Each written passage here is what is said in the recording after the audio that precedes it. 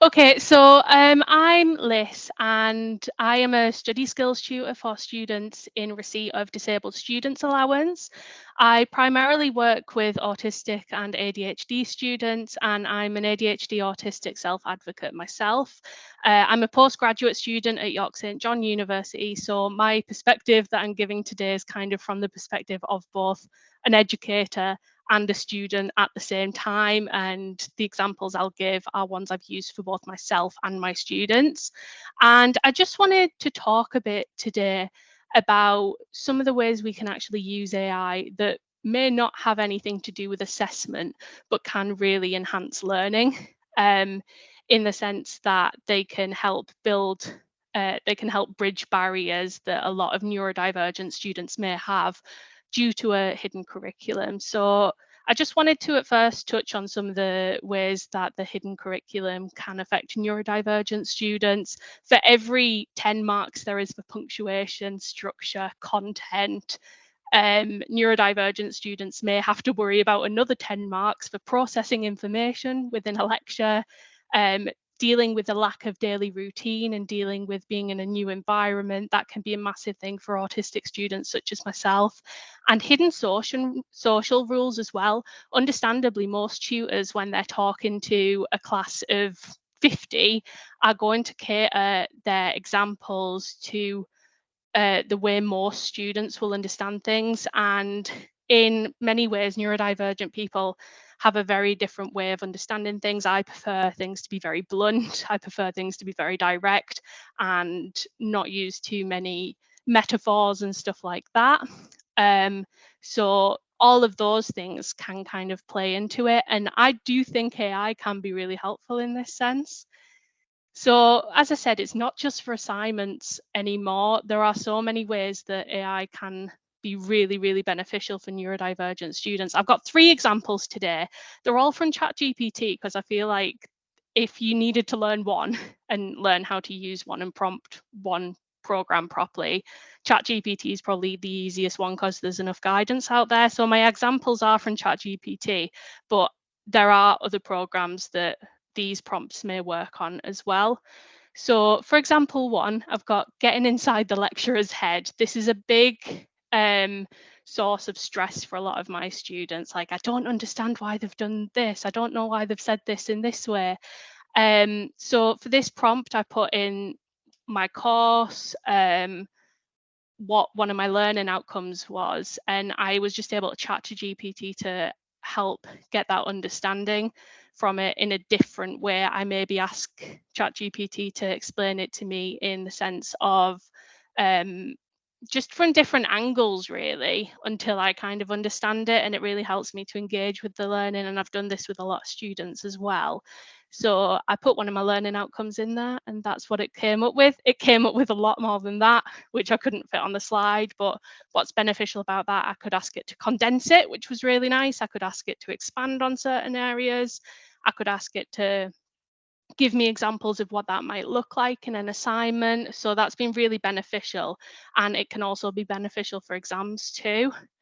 The second one is really important because as a neurodivergent student, I often find that it's really, really difficult to keep my attention throughout the whole of a lecture. If it's like a 3-hour lecture, during my masters, we had 6-hour lectures on a Saturday, and it's really difficult. What a lot of neurodivergent students will be given is software to record their lectures, like Glean or Captioned, or there's some others out there as well, and they may be given those through their DSA package.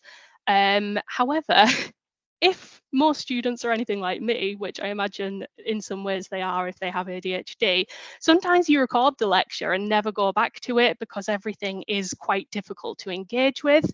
So I kind of asked ChatGPT here, if I gave them a transcript of my notes, could they help me to understand it?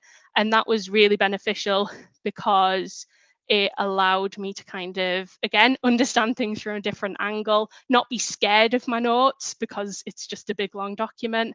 It could pick out the most important things for me and that sort of thing. So it's been really useful to use that.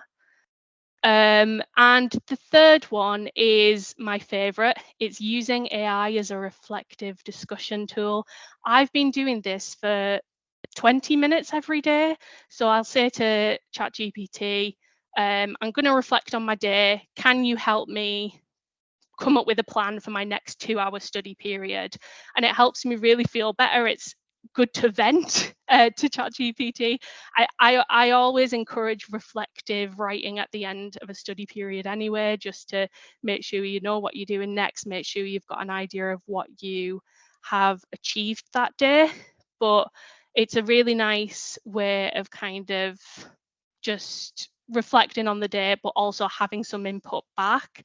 Now, the reason I've chosen these 3 examples in particular are, here's a bit of a checklist it came up with me for my next 2-hour study period, because that's what I told it I wanted. It's really nice because I'm finding now that students are engaging with their learning more than just assessment. So it's not a problem I often have as a study skills tutor is students will only care about what do they need to do for the assessment, what do they need to do to meet the deadline on time, what do they need to do to go 10 marks up. And that's really difficult to kind of hear, that they're just basing their entire learning experience on that quantified grade at the end. And these examples have really helped them engage in every other area, which is really lovely. It's also really developing an understanding of how much detail should be put into the AI chatbots, rather than just how much should you be getting out of it, how much should you be putting in. So when I'm doing that reflective writing, I'll probably write about 300 words and get a bit out. And it's really encouraging students to kind of think, okay, I need to actually put more than a sentence in here. And then if they do end up using it for assignments in some ways, they can then have an idea of actually how much of your own originality do you need to put in to get something good out of it. And in that sense as well, it's developing writing skills without being immediately graded on them, using it to reflect, using it to engage with your coursework material in other ways other than assessment, really helps develop that writing skill outside of just, I need to write these 5,000 words, I need to do it by this date, and it needs to be good straight away, because that's not necessarily how developing any skill works. So I find that doing these things has really taken the emphasis away from just grades. Obviously, grades are still important to most students, but it's really helping to use it from a different angle. One thing I will say is, yes, I think that these things will be really useful for all students or most students, but the gap it bridges for neurodivergent students who are dealing with the hidden curriculum of things like differing social skills and time management, it's really a massive difference. It's maybe taking you from maybe 10 to 100 rather than 80 to 90, something like that. I'll stop trying to quantify things, but thank you. And is there any questions? Amazing, thanks, Liz. Another fantastic talk, and there's been a lot of love in the chat for your examples that you've given there. There have been a few questions, but I think we do have a hand up. So let me just quickly see. I'm putting my own hand up there. It's the wrong one. Oh, the hand's gone down again. If you did have a question for Liz, if you wanted to just raise your hand, I think we've probably got time for 2 questions. So while someone can raise their hand if they want to, we've got a question from Heather in the chat. And she said, I'm interested if Liz is a student who also accesses study mentoring herself, and how she balances human support with AI tools. That's a really interesting question. Yes, I do. I have a mentor and a study skills tutor.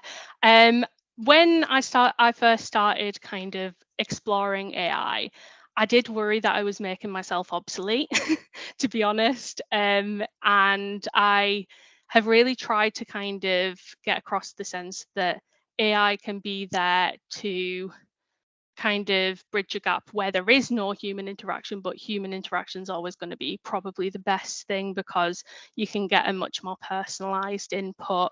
And a human, a tutor or a mentor is always going to consider your feelings where AI may not, and consider what you are actually able to kind of achieve in a 2-hour period based on what you need in that moment. But it's a good question. Yeah, that's great. Thank you.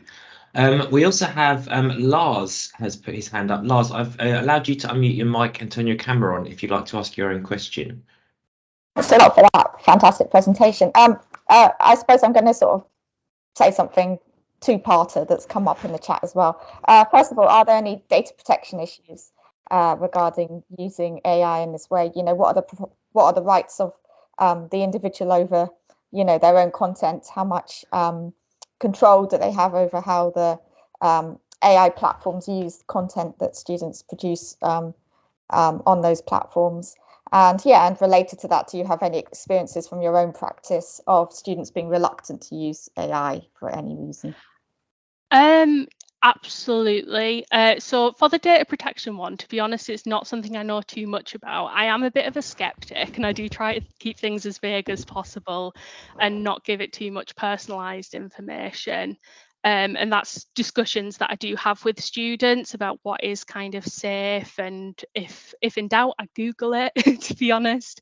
But in terms of reluctance, yes, I did talk last time about how some students have been reluctant to even use assistive technologies that have been awarded to them as part of their DSA package and have been kind of approved by Student Finance England, such as Grammarly, that now has an AI element, and so students have been reluctant. But the good thing is we're not forced to use it. They don't have to. There is always other methods. We've all been, everyone in the DSA sector has been doing this job a lot longer than AI has been out. And if people are reluctant, I try to have that discussion, but I never want to force it on them, because to be honest, if they think it's a risk they don't want to take, fair enough. They know their university best, I think. Great, thank you. Thank you so much, Liz, and that is bang on time as well. On to the next speaker. So thank you again for joining us again, Liz, and all of those great kind of points again, and just innovative ways of using it. I think is so interesting. I really love kind of hearing all of these different ideas. So fantastic. Thank you. Thank you.